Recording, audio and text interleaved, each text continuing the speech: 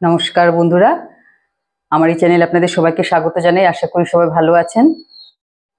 আজ এমন কিছু মানুষের কথা বলবো যাদের ঈশ্বর কোনো বিশেষ কাজের জন্য পৃথিবীতে পাঠান,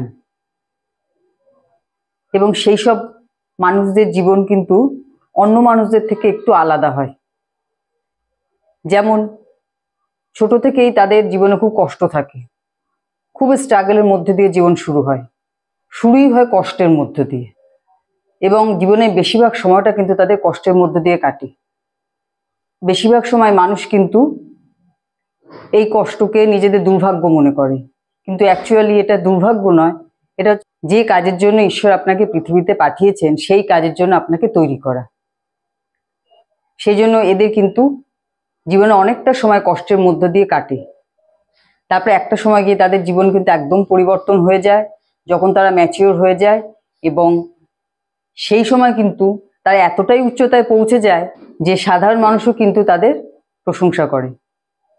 মানে তাদের এই ইউনিভার্স এতটা উচ্চতায় নিয়ে যায়, এবং যুগ যুগ ধরে কিন্তু তাদের কথা সবাই মনে রাখে। এইসব মানুষরা সংসারে থাকলেও সংসারের মধ্যে কিন্তু অ্যাটাচড হন না। মানে তাদের দেখলেই বোঝাই যাবে যে তাদের কোনো কিছুর মধ্যে তাদের মন লাগে না।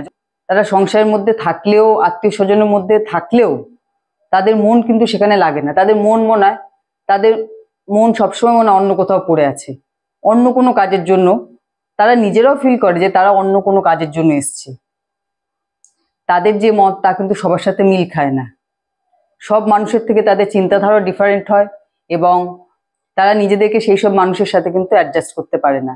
মানে সংসারে থেকেও তারা কিন্তু একটু আলাদাই থাকে মানসিকভাবে। আর এই কারণে এদের কিন্তু অন্যরা সবাই ভুল বোঝে। আবার অনেক সময় দেখা যায় যে ছোটখাটো অসুস্থতাও এদের সবসময় লেগে থাকে।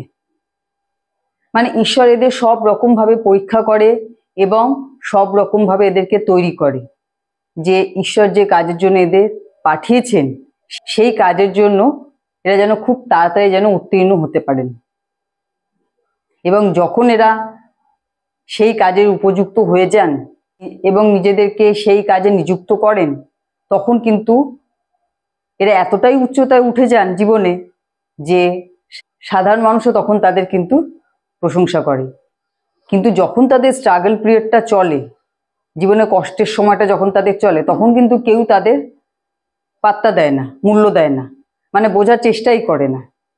কিন্তু যখন তারা নিজেদেরকে প্রমাণ করে যে তারা কোনো বিশেষ কাজের জন্য পৃথিবীতে এসছে, এবং সেই কাজের জন্য তারা নিজেদেরকে যখন নিয়োগ করে, তখন কিন্তু মানুষ রিয়েলাইজ করে এদেরকে, এবং এদেরকে তখন কিন্তু এরা সবার কাছে কিন্তু সম্মানের পাত্র হয়।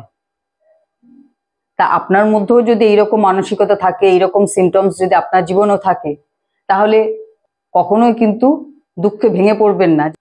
দুর্ভাগ্য আপনার পেছন ছাড়ছে না, এইসব ভেবে কিন্তু কখনোই কষ্ট পাবেন না।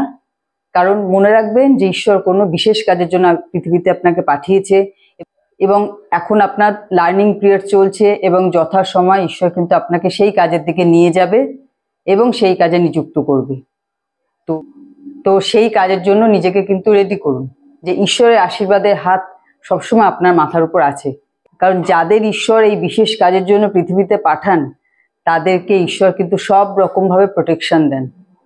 তারা জীবনে যত কষ্টের মুখেই পড়ুক, শেষ মুহূর্তে কিন্তু তাদের সেখান থেকে তুলে আনেন। তো ঈশ্বর কিন্তু সবসময় তাদের সাথে থাকেন, তাদের পাশে থাকেন। সেজন্য আপনার মধ্যেও যদি এই রকম কোয়ালিটি থাকে, তাহলে কিন্তু আপনি নিশ্চিন্ত হয়ে যান যে আপনিও ঈশ্বরের দ্বারা সিলেক্টেড পারসন। ঠিক আছে? তো আজকে ভিডিও এখানেই শেষ করছি। সবাই ভালো থাকবেন, সুস্থ থাকবেন। নমস্কার।